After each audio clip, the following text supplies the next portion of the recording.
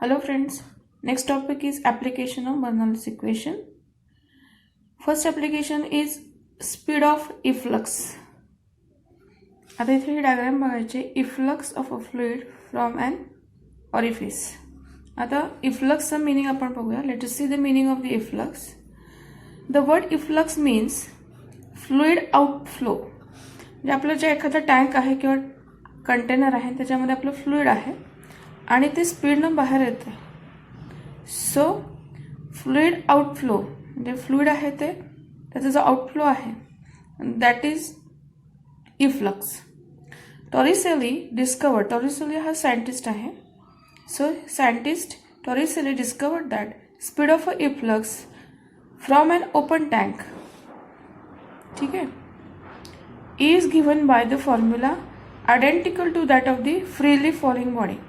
आता freely falling body म्हणजे काय, एखादा ऑब्जेक्ट आहे आणि आपण तो असं रिलीज केला तर it will drop because of the gravitational acceleration. So त्याचा जो फॉर्म्युला आहे तो आपला आहे तो v is equal to √2hg. g is the acceleration due to gravity, h is the height की ऑब्जेक्ट जो आहे आपण असा पकडला आणि सोडून दिला, रिलीज केला तर तो ऑटोमॅटिकली अर्थकडे ओढला जातो, जमिनीकडे ओढला जातो है ना, खाली पडतो तो.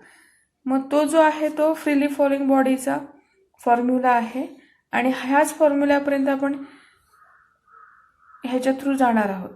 So speed of the efflux त्याचा जो फॉर्म्युला आहे is identical to that of the freely falling body.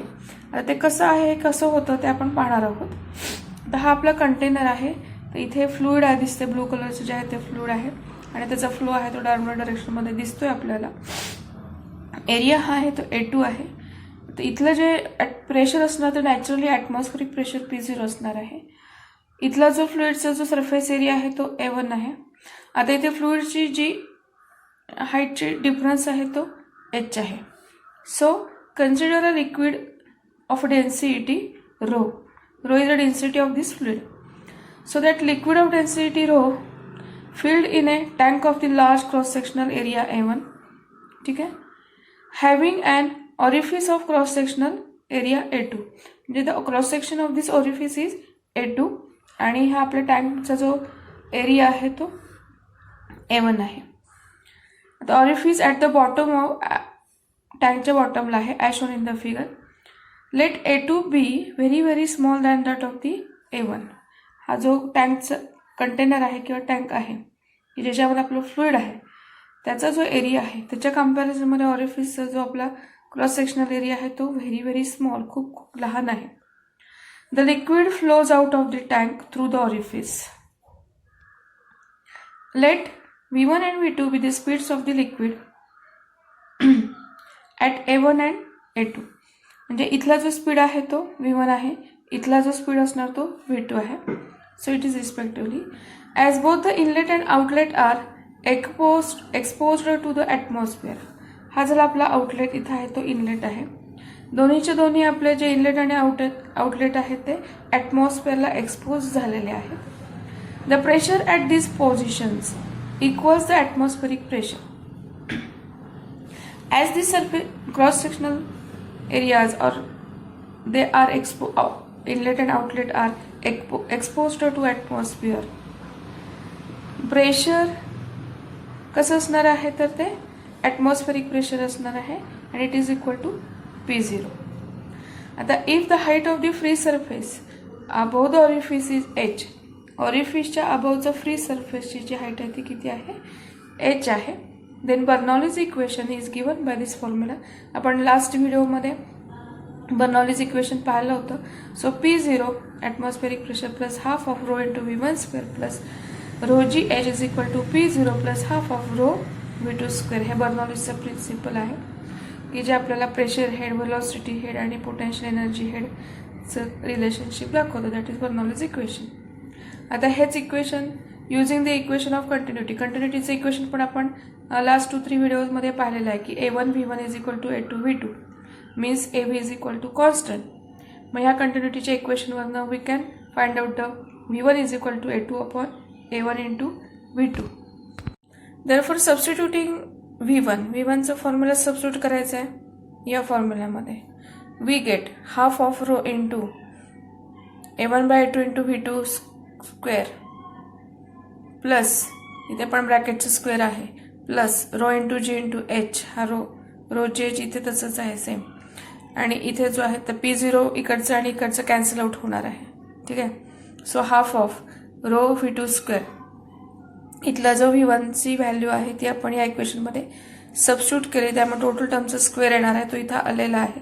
आणि इक्वेट केला तर पुन्हा इकडचा इक्वॅलिटी साईनच्या इकडे हाफ आहे, इथे हाफ आहे, मग इथे 2 आपण थ्रूआउट 2 मल्टिप्लाय केलं तर हेच इक्वेशन आहे ते ह्याच्यामध्ये कन्व्हर्ट होते. सो A2 अपॉन A1 ब्रॅकेटचं square V2 square plus 2GH 2 आपण इथे मल्टिप्लाय करतोय is equal to V2 square. Simultaneously आपण इथला एक रो आहे, हा एक रो आहे आणि इथे पण एक रो आहे, ते कॅन्सल होऊ शकतात. त्यामुळे डिवायडेड बाय द रो आपल्याला हे फायनल इक्वेशन मिळते. मग आता ह्याच फॉर्म्युलावरून आता ही जर टर्म आपण इकडे घेतली राईट हँड साईडला तर काय येणार आहे 2GH is equal to V2 square minus this quantity A2 upon A1 bracket square minus V2 square. आता इथे दोन्ही ठिकाणी V2 कॉमन आहे, त्यामुळे हाच इक्वेशन किंवा हे फॉर्म्युला काय झाला आहे 1 minus A2 upon A1 bracket square V2 common काढलेला आहे, so into V2 square is equal to 2GH. आता A2 हा A1 पेक्षा खूप स्मॉल आहे. A2 म्हणजे इथला क्रॉस सेक्शनल एरिया आहे, A1 म्हणजे हा क्रॉस सेक्शनल एरिया. A1 हा ह्याची जर आपण कम्पेअर केली ह्या दोन्ही क्रॉस सेक्शनल एरियाची तर हा एरिया खूप स्मॉल येतो, त्यामुळे ही जी टर्म आहे ही व्हेरी स्मॉल येणार. त्यामुळे finally we get the formula V2 is equal to under root 2GH where G is acceleration due to gravity and H is the height. हाच formula same आपण freely falling बॉडीसाठी सुद्धा use करतो. So this is the equation of the speed of the liquid flowing out through at orifice at a depth H below the free surface. Depth H कुठे असणार आहे below the free surface and it is the same as that of a particle falling freely through the height H under the gravity. So हे आपण काय पाहिलं होतं की first application of the Bernoulli's equation. Now let us see second application ते आहे ते व्हेंचुरी ट्यूबचं आहे. तर ही अशा प्रकारची ट्यूब असते की ज्याच्यातून आपलं फ्लुइड फ्लो होत आहे. आता इथला क्रॉस सेक्शनल एरिया जर आपण नोटीस केला तर तो वेगळा आहे. इथे पुन्हा क्रॉस सेक्शनल एरियाची की कुठल्याही ट्यूब्स असतात की ज्याच्यामध्ये आपले फ्लुइड फ्लो होतात त्याचा क्रॉस सेक्शनल एरिया चेंज होऊ शकतो. प्रत्येक वेळा युनिफॉर्मच असेल असं काही नाही आहे. आणि मग इथलं प्रेशर आहे ते P1 आहे आणि इथे आहे तो स्पीड आहे हे इथला क्रॉस सेक्शनल एरियाच्या इथल्या फ्लुइडच्या पार्टिकलचा स्पीड आहे तो V1 आहे आणि इथे जे पार्टिकल्स आहेत फ्लुइडचे पार्टिकल्स त्यांचा जो स्पीड आहे तो V2 आहे. इथला क्रॉस सेक्शनल एरिया A1 पाईपचा किंवा ट्यूब ऑफ फ्लोचा, इथला क्रॉस सेक्शनल एरिया आहे तो A2 आहे. आता व्हेंचुरी ट्यूब आहे ते मेजरमेंटसाठी यूज करतात. काय मेजर करायला speed of the flow of the in a tube. So venturi tube is use to measure the flow of the fluid. ट्यूबमधला जो फ्लुइड आहे त्याचा जो फ्लो आहे तो फ्लोचं स्पीड मेजर करण्यासाठी त्या फ्लोचं स्पीड मेजर करण्यासाठी आपल्याला व्हेंचुरी मीटर यूज करायचं आहे. ठीक आहे. सो त्याचे डिस्क्रिप्शन दिलेलं आहे की व्हेंचुरी मीटरमध्ये. So it has a construction in the tube as a fluid passes through the constriction म्हणजे हे अशी नॅरो स्पेस किंवा क्रॉस सेक्शनल एरिया स्मॉल झालेला आहे अचानकपणे. So as the fluid passes through constriction its speed increases. Speed increase होतो, आपण last व्हिडिओमध्ये बघितलेला आहे. कसा इन्क्रीज होतो in accordance with the equation of continuity. कंटिन्युटीचं जे इक्वेशन आहे आपण पाहिलेलं आहे लास्ट व्हिडिओमध्ये, त्या इक्वेशननुसार हा स्पीड ऑटोमॅटिकली चेंज होतो, इन्क्रीज होतो. द प्रेशर दस decreases as required by the Bernoulli's equation. त्याच वेळेला स्पीड इन्क्रीज होतो तेव्हाच प्रेशर पण आहे ते सुद्धा डिक्रीज होतोय according to Bernoulli's equation. The fluid of density rho. आता ह्या ह्याच्यातलं डेन्सिटी काय आहे rho flows through the venturi tube. Area of the cross section is A1 इथला at the wider part and A2 is the at the constriction. इथे जो constriction आहे तिथला जो क्रॉस सेक्शनल एरिया आहे तो A2 आहे. Let V1 and V2 and the pressures be P1 and P2. इथला जो वायडर एरिया आहे तिथला जो क्रॉस सेक्शन A1 आहे तिथला जो स्पीड आहे पार्टिकलचा तो V1 आहे. कन्स्ट्रिक्टेड एरिया आहे त्याचा एरिया A2 आहे, तिथला प्रेशर P2 आहे आणि स्पीड आहे तो V2 असणार आणि इथला प्रेशर आहे ते P1 आहे. So according to the Bernoulli's equation P1 plus half of rho V1 square equal to P2 plus half of rho V2 square. आता टर्म्स आपण रिअरेंज केल्यानंतर आपलं इक्वेशन काय होणार आहे? P1 minus P2 equal to half of rho into V2 square minus V1 square. This figure shows 2 vertical tubes connected. बघा इथला जो क्रॉस सेक्शन आहे इथे एक वर्टिकल ट्यूब आहे आणि इथे कन्स्ट्रिक्टेड एरिया आहे की जिथे क्रॉस सेक्शन एरिया एकदम कमी झालाय, पार्टिकलच्या फ्लोचा स्पीड वाढलाय आणि त्याच वेळेला प्रेशर जे आहे इनसाइड मधलं फ्लुइडचं ते पण चेंज झालेलं आहे. ह्या दोन ठिकाणी वर्टिकल ट्यूब्स कनेक्ट केलेत. इथे जर आपण ह्या लेवल बघितल्या तर त्यांच्या लेवलमध्ये हाईटचा काहीतरी डिफरन्स आहे आणि तो H आहे. So this figure shows 2 vertical tubes connected to the venturi tube at A1 and A2. If the difference of the height of the fluid level in the tube is H, then we have P1 minus P2 is equal to rho into G into H. आता हा bracket एक्स्ट्रोचा आलेला आहे. आता P1 minus P2 हा जो pressure difference आहे is equal to H rho G और rho G H. आता ही जी व्हॅल्यू आहे ती आपण कुठल्या इक्वेशनमध्ये ह्या इक्वेशनमध्ये सबस्टिट्यूट करायची आहे. मग ती व्हॅल्यू सबस्टिट्यूट केल्यानंतर आपल्याला काय मिळणार आहे formula? 2GH is equal to V2 square minus V1 square. And from the equation of the continuity A1 V1 is equal to A2 V2 means AB is equal to constant.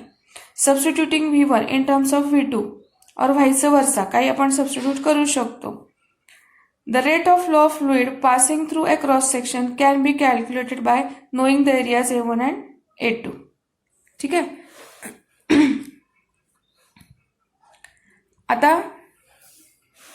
की कसं measurement केलं जातं तर ह्याचं actually real problem देऊन इथे explain केलेलं आहे. बघा ही आपली वेंचुरी ट्यूब आहे आणि इथे 2 क्रॉस सेक्शन एरिया हा कन्स्ट्रिक्टेड एरिया आहे. इथे वायडर एरिया A पॉईंट आहे B पॉईंट आहे आणि इथे आपले मर्क्युरीनं field of view tube connect केलेली आहे आणि त्याच्यामध्ये आपण इथे हाईट जी आहे हाईट ची डिफरन्स किती आहे. तर प्रॉब्लेम काय सांगितला की water flows through a tube as shown in the giver figure. ठीक आहे. या ट्यूबमधनं काय होतंय की पाणी वॉटर फ्लो होतंय. Find the difference in mercury level.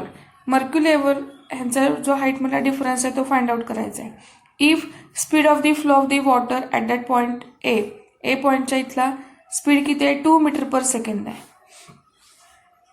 ठीक आहे. And the point B is 5 metre per second. Point B आहे इथला जो स्पीड आहे तो 5 मीटर पर सेकंड आहे. इथला जो स्पीड आहे तो म्हणजे हा झाला एक V1 हा होईल V2. ठीक आहे. मग H साठीचा हा जो फॉर्म्युला आहे ह्याच्यावरून आपण H साठीचा फॉर्म्युला तयार करू शकतो.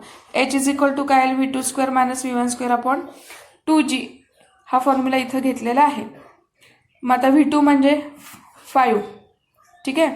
त्याचा स्क्वेअर 2 म्हणजे A पार्टच्या इथला V1 स्क्वेअर म्हणजे 4 त्याचा स्क्वेअर 4 आला आणि 2 इंटू जीची व्हॅल्यू आपल्याला इथे सांगितलं की ती 9.8 मीटर पर सेकंड घ्यायची आणि मग कॅल्क्युलेशन्स केल्यानंतर हाईट आहे ती 1.07 मीटर आपल्याला मिळते. म्हणजे अशा पद्धतीनं आपण प्रेशर डिफरन्स आता हे कशामुळे तयार झालं तर हा इथे प्रेशर डिफरन्स होतो आणि इथला जो वायडर पार्ट आहे इथला स्पीड वेगळा आहे, इथला प्रेशर वेगळा आहे, कन्स्ट्रिक्टेड एरिया आहे, इथला क्रॉस सेक्शनल एरिया वेगळा आहे, प्रेशरचं पण आहे. त्यामुळे 2 पॉईंटमधला प्रेशरचा डिफरन्स झाला आणि प्रेशर डिफरन्समुळे आपण इथे आपल्याला या ट्यूबमध्ये मर्क्युरी लेवलमध्ये डिफरन्स जाणवतो.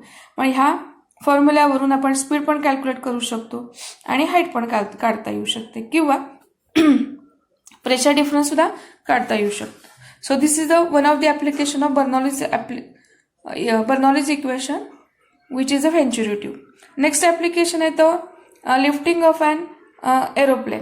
एरोप्लेन जे आहेत किंवा विमान आपली जे लिफ्टअप होतात त्याचे जे विंग्स आहेत म्हणजे पंख आहेत त्याचा साईडचा क्रॉस सेक्शनल एरिया आहे तो अशा प्रकारचा असतो. याला एरोफॉइल असं म्हणतात आणि एरोफॉइलच्या हे वरच्या बाजूला जर आपण एअरफ्लो बघितला, इथे डायग्राममध्ये सांगितले एअरफ्लो अलॉंग एरोफॉइल की हे आहे वरच्या बाजूला आणि हे आहे खालच्या बाजूला डाऊनवर्ड डायरेक्शनमध्ये. आता इथल्या ज्या आता इथे एअर असती, ह्या ज्या एअरचा फ्लो आहे इथे सगळा हा क्राउडेड झालेला आहे आणि हे इथे इक्वली वाइडली स्पेस्ड आहेत. आता इथे एक्सप्लेनेशन दिलेलं आहे बघा. The shape of cross section of the wings of an aeroplane is as shown in the फिगरमध्ये दाखवलेलाच आहे. When an aeroplane runs on a runway, रनवेवरून आपलं एरोप्लेन रन होतंय, पळतंय. Due to the aerodynamic shape of its wings, त्याच्या जो विंग्सचा जो शेप आहे हा मुद्दामून अशा पद्धतीचा केलेला असतो, त्याला एरोडायनामिक शेप म्हटला जातो. The streamlines of air are crowded about the wings, विंग्सच्या वरच्या बाजूच्या ज्या आहेत स्ट्रीमलाईन ऑफ एअर ते कशा आहेत, crowded, compare to those below the wings, म्हणजे विंग्सच्या ह्या बिलोच्या ज्या आहेत स्ट्रीमलाइन्स ऑफ एअर आणि इथे वरच्या हे अबोव आणि हे बिलो ह्याच्या कंपॅरिझनमध्ये एअरफॉइलच्या वरच्या ज्या आहेत त्या क्राउडेड आहेत. ठीक आहे. So thus the air above the wings moves faster, इथली एअर कशी होणार आहे, it will move faster than the below the wings according to Bernoulli's principle. The pressure above the wings decrease, इथलं प्रेशर आहे ते काय होणार आहे, decrease than that of the below the wings. ठीक आहे, increases. So due to this pressure difference and upward force called dynamic lift. आता कशामुळे आहे तर प्रेशर डिफरन्स आहे, ह्या प्रेशर डिफरन्समुळं अपवर्ड फोर्स तिथे लागतो. अपवर्ड फोर्स लागल्यामुळं इथे जे आपलं आहे हे उचललं जातं विंग्समुळं आणि त्याला आपण काय म्हणू शकतो, dynamic lift. So due to this pressure difference and upward force called as a dynamic lift acts on a bottom of the wings of the plane. When this force becomes greater than the weight of the aeroplane, एरोप्लेनच्या वेटपेक्षा हा force ज्या वेळेला greater होतो, aeroplane text of म्हणजेच aeroplane उडायला सुरुवात होते. तोपर्यंत आपलं जे एरोप्लेन असतं ते रनवेवरती पळत राहतं आणि ज्या वेळेला हा फोर्स आपला ग्रेटर होतो एरोप्लेनच्या वेटपेक्षा, एरोप्लेन टेक ऑफ घेतं, म्हणजेच ते उड्डाण, आपल्या मराठी भाषेमध्ये आपण उड्डाण म्हणू शकतो. सो आणखीन हे एक ॲप्लिकेशन आहे कशाचं, बर्नौलीज इक्वेशनचं, लिफ्टिंग ऑफ अन एरोप्लेन, की विमान जे आहे ते नेमकं कशामुळे उडतं, तर त्याचे जे विंग्स आहेत त्याचा हा जो पर्टिक्युलर शेप आहे ह्याच्यावरची जी एअर आहे, स्ट्रीमलाईन एअर फ्लो आहे, त्या क्राउडेड असतात, इथला स्पीड फास्टर असतो, इथलं प्रेशर कमी असतं, या कमी वायडर आहे, तिथलं प्रेशर जास्त आहे, हे प्रेशर जास्त त्यामुळे ह्याला वरती पुशअप करणार आणि ॲज अ रिझल्ट इथे डायनामिक लिफ्ट होणार. डायनामिक लिफ्ट झाल्यामुळे आपलं एरोप्लेन आहे ते टेक ऑफ घेणार. नेक्स्ट ॲप्लिकेशन आहे ते वर्किंग ऑफ अन ॲटोमायझर. सो ॲटोमायझरची इथे डायग्राम दिसते बघा, हा इथं पिस्टन आहे, सिलेंडर आहे, पिस्टन आहे, इथे टी बघा काय आहे. The action of an carburettor of an automobile engine, automobile engine जे आहे त्याचं कार्बोरेटर आहे किंवा पॉइंट गन, सेंटचा स्प्रे और इन्सेक्ट स्प्रेअर, ह्या सगळे जे इन्स्ट्रुमेंट आहेत किंवा हे जे डिव्हायसेस आहेत त्यांच्यामध्ये जी ॲक्शन होते, that action is based on the Bernoulli's principle. In all these a tube T is dipped in a liquid, ह्या सगळ्या डिव्हायसेसमध्ये ट्यूब टी कशामध्ये लिक्विडमध्ये डिपअप केलेली आहे. Air is blown at high speed over the tip of this tube, ह्या टिपमध्ये काय केलेलं आहे तर एअर हाय स्पीडनं ब्लो केलेली आहे. So air is blown at high speed over the tip of this tube with the help of a piston P in the cylinder C. हा जो C cylinder आहे त्याच्यामध्ये हा पिस्टन P आहे, ह्याच्या साह्याने हाय स्पीडनं ह्या ट्यूबच्या टॉपला एअर ब्लो केली जाते. दिस high speed air creates low pressure over the tube, इथून जी एअर बाहेर पडते तिचा स्पीड जास्त आहे त्यामुळं इथल्या ट्यूबच्या वरची जी पॉइंट आहे तिथलं एअरचं प्रेशर काय होतंय, लो होतंय. So it creates a low pressure over the tube and due to which liquid rises in it, इथलं प्रेशर लो झाल्यामुळं या कंटेनरमधलं लिक्विड आहे ते वरती येतं, rises in it and then blows off in a very small droplets with expelled air. आणि एअरच्या साह्याने ते जे ड्रॉपलेट्स आहेत ते स्प्रे होतात. So this is the working of an atomiser. Next application आहे ते blowing of and roofs by the stormy wind, की ज्या वेळेला स्टॉर्मी विंड होतं त्यावेळेला घराचे जे छप्पर आहेत ते असे उडून जातात. हे आपण पाहिलेलं आहे. इथे डायग्राममध्ये पण आपण दिसतोय की एखादं रूफ आहे त्याच्या इथले जे एअरचा फ्लो आहे तो बघा कोणत्या डायरेक्शनमध्ये आहे. प्रेशर्स पण डायरेक्शन दाखवलेले आहे बघा. So when high speed stormy wind blows over a roof top, high speed wind आहे, रूफच्या टॉपवरनं असा ब्लो होत आहे. It causes low pressure P above the roof, रूफच्या वरती लो प्रेशर इथे क्रिएट होते in accordance with the Bernoulli's principle. However air blow the roof that is inside the room is still at the atmospheric pressure. जेव्हा ही इथलं pressure कमी झालंय त्यावेळेला आतमध्ये मात्र ॲटमॉस्फेरिक प्रेशर P0 असणार आहे. So due to this difference in the pressure the roof is lifted up and it is then blown off by the wind as shown in the figure. म्हणजे थोडक्यामध्ये काय होते की ज्या वेळेला वारं किंवा वादळाचं वारं आहे हाय स्पीडनं येतं, हाय स्पीड झाल्यामुळे इथलं प्रेशर आहे ते कमी झालं. इथलं प्रेशर कमी आहे, आतमधलं ॲटमॉस्फेरिक प्रेशर जास्त आहे. म्हणजे ह्या प्रेशर आणि ह्या प्रेशरची कंपॅरिझन केली तर हे प्रेशर आहे ते कमी आहे, हे इकडचं प्रेशर जास्त आहे. त्यामुळं हे प्रेशर काय करणार आहे, रूफला वरती पुशअप करणार आहे आणि मग आपलं जे रूफ आहे म्हणजे घराचं छप्पर आहे ते उडून जाणार, म्हणजेच it will blown off. So in this way these are the application. कशाचे आहेत, बर्नॉलिस इक्वेशनचे. कुठलं, स्पीड ऑफ इफ्लक्स, ह्याच्यातनं आपण डेरिवेशन बघितलेलं आहे. आणि स्पीडचा जो फॉर्म्युला इफ्लक्सचा V2 is equal to √2GH. ठीक आहे. Second application is venturi meter, venturi tube. Venturi tube कशासाठी आहे, use to measure the speed of a flow of a fluid in a tube. ट्यूबमधला जो लिक्विडचा फ्लो आहे त्याचं स्पीड मेजर करण्यासाठी व्हेंचुरी ट्यूब यूज केलं जातं. Third application is lifting of an aeroplane. एरोप्लेनचे जे आपलं लिफ्टअप होतं त्याच्या मागचं रिझन आपण ह्याच्यामध्ये पाहिलेलं आहे. Next application is working of an atomiser. Atomiser कशामध्ये की ऑटोमोबाईल इंजिनमध्ये कार्बोरेटर असतं किंवा पॉईंट गन असती किंवा सेंटचा स्प्रे आहे किंवा इन्सेक्ट स्प्रेअर आहे. त्याच्यामध्ये काय होते की इथे कंटेनर आहे, कंटेनरच्या लिक्विडमध्ये आपली एक ट्यूब डिपअप केलेली आहे. तिच्या टॉपला एक सिलेंडर आहे C, त्याच्यातून पिस्टन Pच्या साहाय्याने आपण एअर ब्लो करतो. एअर ब्लो केल्यामुळे इथले टॉपची इथली फास्ट एअर असते, त्या फास्ट एअरमध्ये इथे लो प्रेशर क्रिएट होतं. इथे लो प्रेशर आहे, आतलं लिक्विड आहे ते बाहेर येतं आणि ड्रॉपलेटच्या साहाय्याने स्प्रेइंग होतं. That is the working of an atomiser, short working. And the last application is blowing of an roof by the stormy wind. Wind आहे, इथली एअर ब्लो आहे, फास्ट स्पीड आहे, प्रेशर कमी आहे, इनसाइडचं प्रेशर जास्त आहे. As a result roof is blowing off. So these are the application. Any suggestions? Please comment in the box. Thank you.